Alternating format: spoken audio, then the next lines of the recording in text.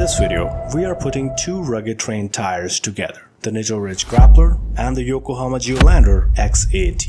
The Ridge Grappler, introduced in 2016, is designed as a hybrid between mud terrain and all-terrain tires, offering excellent off-road grip with a relatively grippier ride on highways, making it a solid choice for drivers who spend time both on and off-road. Its dual sidewall design and aggressive X-shaped grooves make it a perfect option, especially when it comes to rocky terrains. On the other hand, the Yokohama Geolander X-AT, introduced in 2019, is also engineered for more aggressive off-road use. Just like the Ridge Grappler, this tire also offers dual sidewalls with a unique design on each side.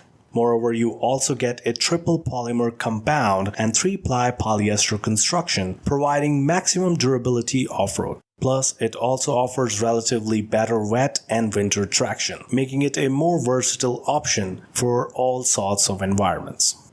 Let's see how these tires stack up with each other. We'll start things off with their sizes, specs, and design features before seeing their performance differences in dry, wet, snow, and off-road conditions.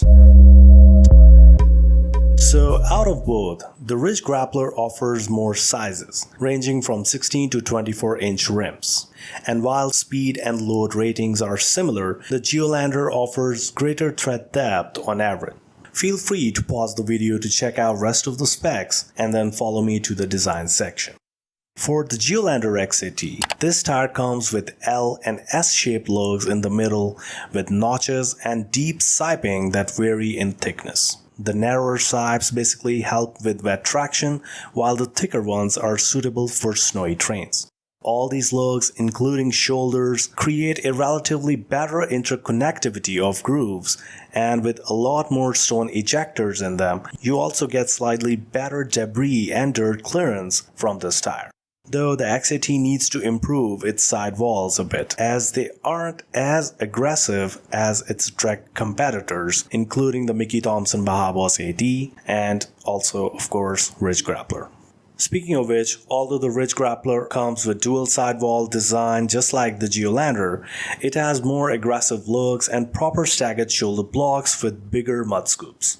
Plus, the tire also offers a lot of biters in the middle too, mostly in the form of offset edges and notches.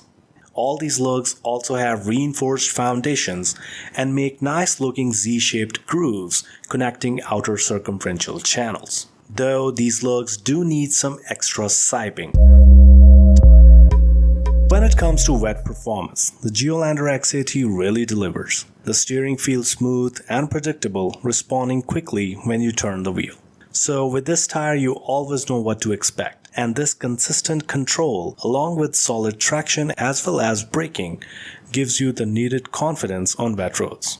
In terms of numbers, the Geolander X-AT offers significantly better performance in all sorts of wet conditions. For example, it stops more than 10 feet shorter in 60 to 0 miles per hour braking tests compared to the Ridge Grappler, and it also completes handling lap time tests around 2 seconds faster on average, showing its superiority in both lateral and directional traction.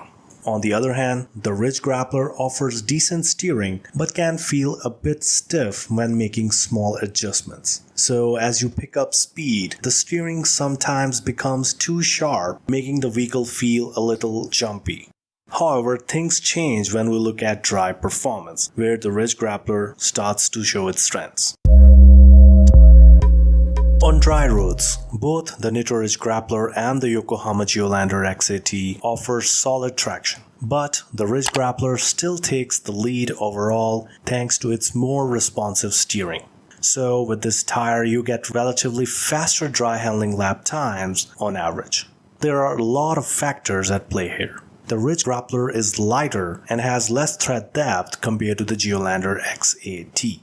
Basically, the Geolander X-AT has a deeper tread and softer rubber, which makes the shoulder blocks flex more when you turn. To be more specific, during cornering, the weight shifts towards the edges of the tire, causing the shoulder blocks to bend. And as they bend, the lugs take extra time to return to their original shape, which reduces overall steering response.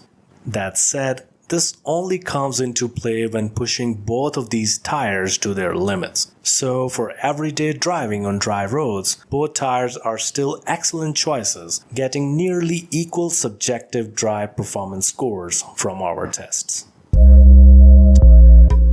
When it comes to ride quality and noise, the Yokohama Geolander X-AT stands out with a firm yet controlled ride, which is pretty typical for rugged all-terrain tires. It helps reduce bouncing and absorbs bumps well, making daily driving more comfortable. On the other hand, the Nitto Ridge Grappler is also comfortable, especially over bigger bumps and rougher terrains, but it tends to make the vehicle bounce a bit more, which lowers the overall smoothness of the ride. Moreover, the Ridge Grappler is also noisier, especially at lower speeds where you can hear a high-pitched sound. Winter conditions challenge both tires and neither is Three Peak Mountain Snowflake rated. However, between the two, you'd still be better off with the Geolander X-AT.